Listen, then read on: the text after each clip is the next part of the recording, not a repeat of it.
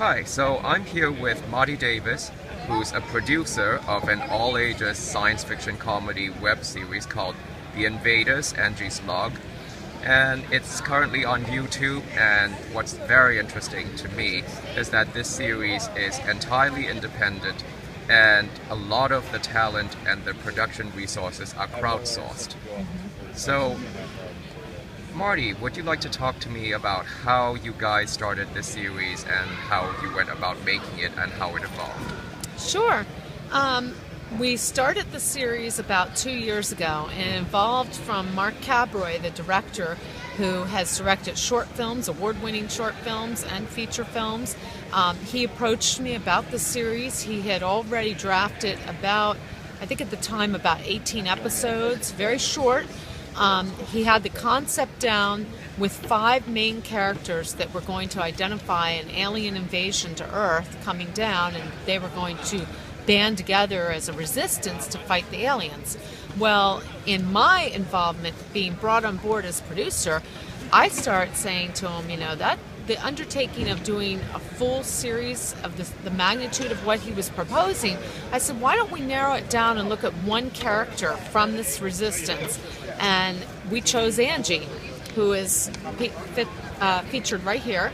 And we chose Angie to lead the resistance and look at how did she become involved in this whole storyline and do the invaders Angie's logs. So Angie takes the star position, and we look at how she finds out that the aliens are coming down to Earth, how she interacts with a good alien who gives her superpowers, and then how she interacts with another good alien who tells her what's really going to become of the Earth if she doesn't take action and lead the resistance. In the meantime, Angie also gets a babysitter to contend with. I say contend because Angie's pretty self-sufficient for a little 7-year-old.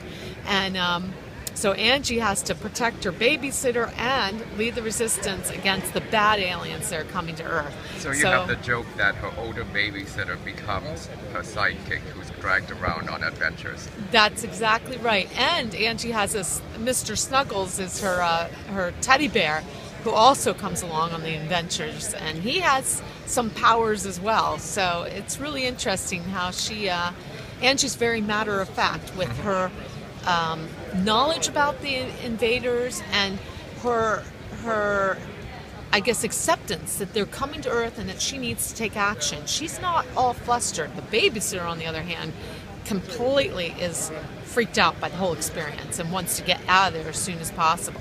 Yet she is nurturing enough to not leave Angie behind, so it's an interesting series, and we are doing quite a bit with the episodes coming up where they get a lot of special effects and a lot of things blowing up and spaceships landing and taking off and so forth, so it's very interesting. How many episodes have you posted already? Here at New York Comic Con, we have just released our 10th episode, and we released a new trailer as well. So we have 3 trailers out and total of 10 episodes, and we are filming. We have in post-production another 9 episodes in post-production, and we're still in production with another about 4 episodes that we're going to be shooting after New York Comic Con. We'll get right back into production. So can you talk about the production dynamic? Because Mark had said that quite a lot of the production resources, like special effects and the graphics, have been crowdsourced. They've come from people from even different countries. Absolutely. Where they do the work for you and then they send it to you over the internet and you finish all the posts here in America. Exactly. That's exactly what's going on. Mark has reached out to people, between the two of us actually, we've reached out to crew members from sound production here in the States to special effects artists who are out in India. We have folks in London and England, outside of London. We have folks that did a lot of work with us this past summer from Canada.